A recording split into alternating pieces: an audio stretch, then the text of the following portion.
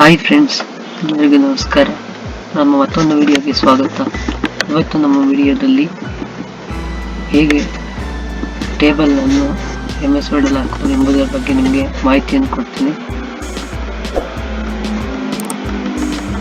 ನೀವೇನು ನಮ್ಮ ಚಾನಲ್ ಅನ್ನು ಸಬ್ಸ್ಕ್ರೈಬ್ ಮಾಡಿಲ್ಲ ಅಂದರೆ ಸಬ್ಸ್ಕ್ರೈಬ್ ಮಾಡಿ ಮತ್ತು ಸಪೋರ್ಟ್ ಮಾಡಿ.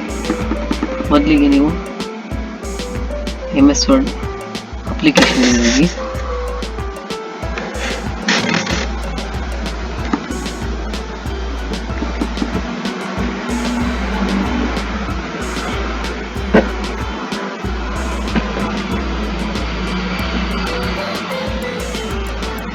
ನಂತರ ಇನ್ಸರ್ಟ್ ಅಂತ ಆಪ್ಷನ್ ಇದೆ.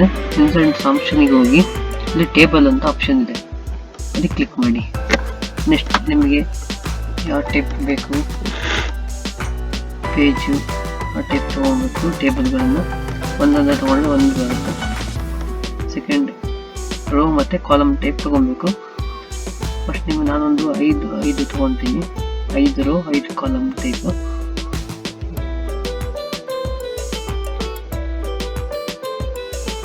ಈಗ ನೀವು ಟೇಬಲ್ಗಳನ್ನು ಕ್ರಿಯೇಟ್ ಮಾಡ್ಕೋಬೋದು.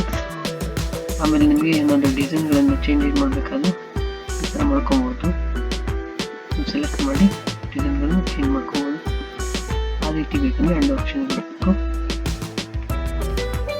ನೆಕ್ಸ್ಟ್ ನೀವು ಏನಾದರೂ ಇದರಲ್ಲಿ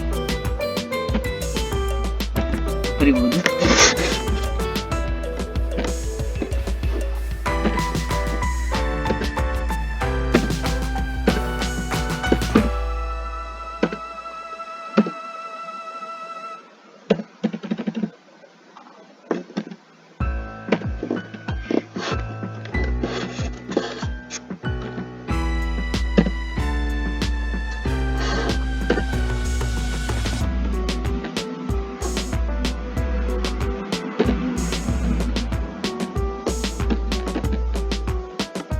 ಈಗ ನೀವು ಟೇಬಲ್ಗಳನ್ನು ರಚಿಸಾದ್ಮೇಲೆ ಇಲ್ಲಿ ಒಂದು ಬೇಕಂದರೆ ಇದು ಸೈಜ್ ಸ್ವಲ್ಪ ಜಾಸ್ತಿ ಕಮ್ಮಿ ಮಾಡ್ಕೋಬೋದು.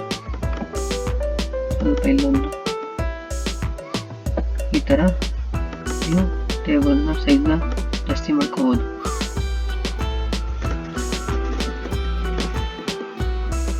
ಹೀಗೆ ಈ ಟೇಬಲ್ನ ರಚಿಸ್ಬೋದು. ಈ ವಿಡಿಯೋ ನಿಮಗೆ ಇಷ್ಟ ಆಗಿದ್ದರೆ ಲೈಕ್ ಮಾಡಿ ಮತ್ತು ಕಮೆಂಟ್ ಮಾಡಿ. Thank you.